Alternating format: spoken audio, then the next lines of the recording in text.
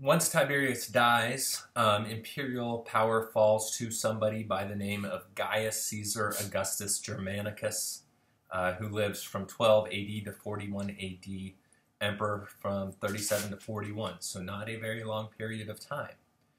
He is the third child of Augustus's adopted grandson, Germanicus, and Augustus' granddaughter, Agrippa.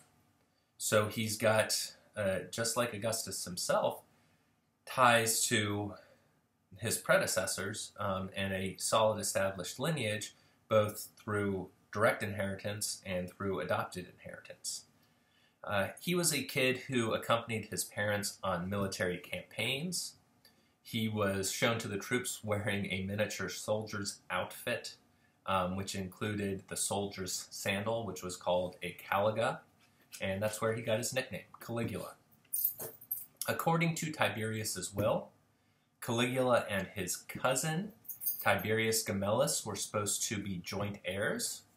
As soon as Tiberius dies, Caligula has his cousin killed, and with the support of the Praetorian Guard, he declares Tiberius's will void on grounds of insanity.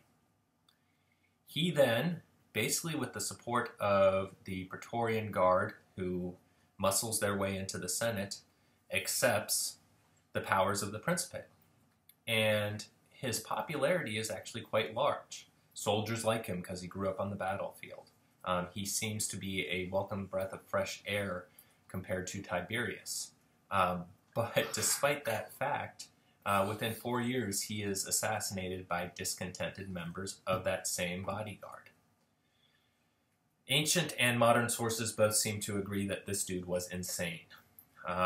And the stories of this insanity are pretty well known. He was excessively cruel. He threw people off of walls.